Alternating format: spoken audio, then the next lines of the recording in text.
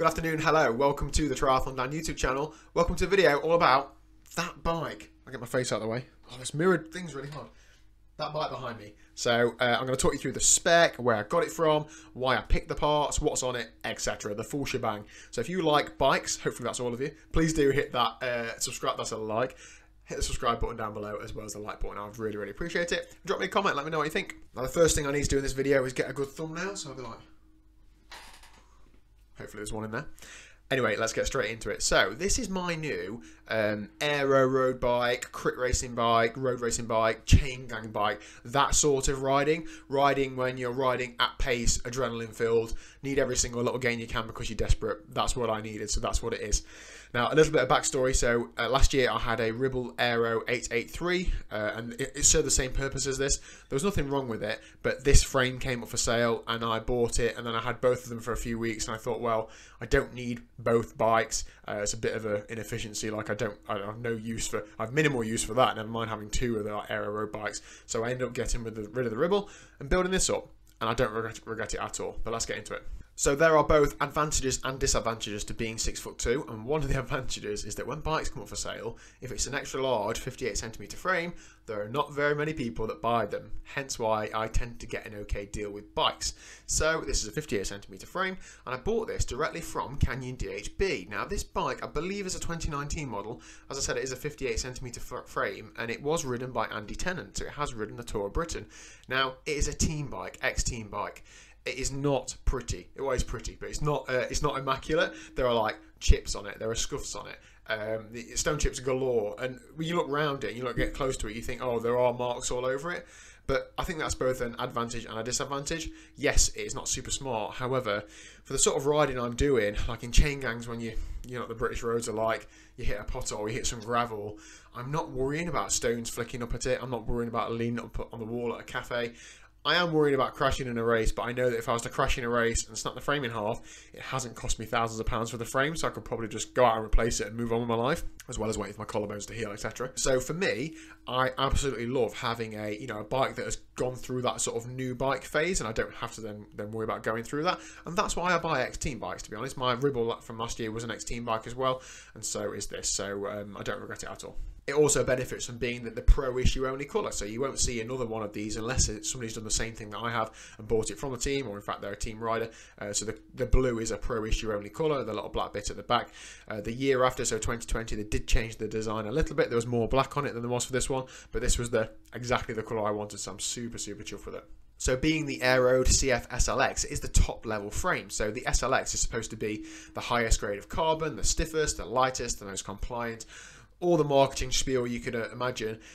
In reality, is it much better than the CFSL? I don't know. I haven't ridden the CFSL. I do have a Canyon Endure Race, which is the CFSL, and I absolutely love how that rides. So not a direct comparison, but I'm not sure that I would tell the difference immediately between the two if I was to ride an SL than an SLX. Maybe better bike riders than I will do, but who knows? All I know is that this rides like an absolute dream. I cannot believe how compliant it is, how much road buzz it soaks up to say it's an aero road bike. I absolutely love it. Okay then, let's talk Groupset. So the Groupset is a SRAM Red ETAP Groupset. So for those that don't know what that is, it's a electronic wireless Groupset. So from the shifters to the mechs, there are no wires. Each mech has a battery on it. It means if one battery dies, you can swap it around. I absolutely love ETAP. I've had no issues with it whatsoever. So I'm really just getting used to it.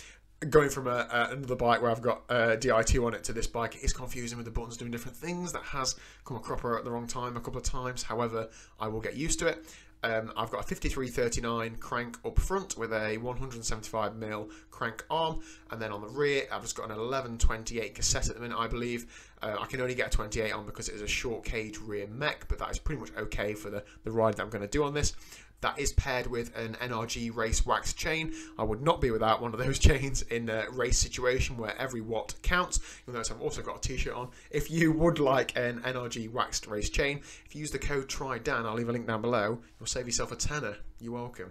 But yeah, in all seriousness, this bike is a race bike, so when it comes to racing, like every watt counts, so those handful of watts saved by having a more efficient drivetrain I will take them, thank you. So the final part of the group set, the brakes are actually Shimano. Now I know some people might lose their hat at that. The group set, the gears are SRAM and then the brakes are Shimano. However, please let me explain.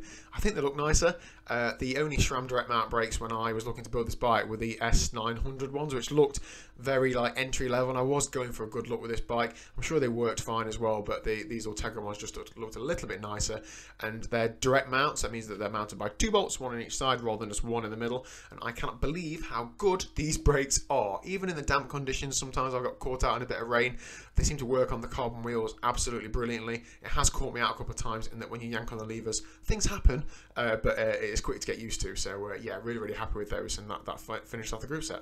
So moving up to the bars are the Canyon H36 integrated bar and stem. Now the bike didn't come with these handlebar setup, it didn't come with any handlebars actually, and I did need some. So I kept an eye out on eBay and eventually came across these. The newer ones are the CP11 ones that supposedly snap. These are the older ones that hopefully don't snap. They are 41 centimeters wide and the stem is 110 millimeters long, not centimeters long. That'd be massive, and it fits me absolutely fine. It seems to be great, and I think it really finishes the front end of the bike off nicely. I did begrudge spending a lot of money on integrated setup, however it does finish the bike off nicely, so now I've done it, I am glad that I have done that. In order to get my Wahoo mounted on that, I've got a racewear mount. There is a GoPro mount underneath that as well, so that means on chain gangs and stuff I can put my camera on underneath the Wahoo and get some super sick footage of me getting dropped.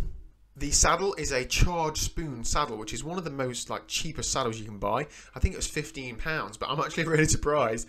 It feels great. I ride it and it feels lovely. I've not ridden the bike for any longer than about a couple of hours, but yeah, it feels great. So I'm not got any plans to change that. So finally, wheels and tyres. The wheels are Zip 404 Firecrest wheels. They're actually 58 millimeters deep, not 40 or 44 like the name might dictate. So it just means they're a good all-round wheel set. I don't really struggle too much in the crosswinds because I'm a bit of a bigger guy, so I stay planted. And then also on the still days, they're really good aero-wise, perfect for that balance of weight versus aerodynamics. Really, I've not really got any need to change these wheels. I've paired those with some Schwalbe Pro 1 tyres. I haven't used them a huge amount of time. I've only used them probably 10 times and they've been absolutely fine so far. I did get a couple of pinch flats a couple of weeks ago, but I did rattle through a big old pothole. But in crits and stuff, they feel great. They feel super sticky. I've got confidence cornering, and that's key really. Not stacking it would be a big help. So yeah, they're going absolutely fine so far. There's no cuts on them or anything. So there we go. That in a nutshell is my Canyon Aeroad CF SLX. You've got no idea how many times I've tried to say that I messed it up, so glad to take that one off. If you've got any questions about the bike or any comments or anything, please do let me know down below. I'll be happy to answer any questions. The one question that I do get quite a lot when I mention that this sort of build is, where can I get a Pro or X-Pro bike from, Daniel?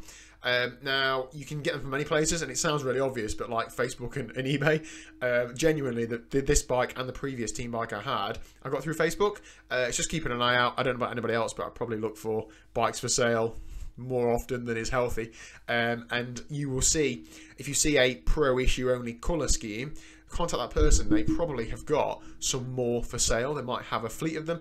The riders might be returning them over a course of weeks. They might be coming back to the mechanics. The mechanics are stripping them down, so they've not got them all at the same time. Basically, if you see one, message the person, ask them, tell them what size you are, tell them you're looking for a specific bike. Obviously, they're going to be dealing with a lot of people, so you've got to make yourself appealing as a buyer. So when this bike came up, I just said, look, I'm interested in this bike.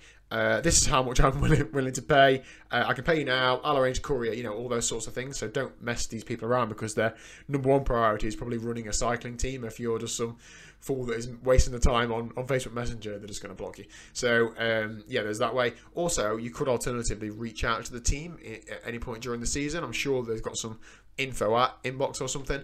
If you were to just say, could you let me know when your team bike's up for sale? I'm sure they might have a mailing list, or something could just let you know when they're up for sale. That could be another option. But yeah, I definitely recommend one. Just brace yourself for them not being super smart, but if you're close to where the team's located, go and have a look at them or something.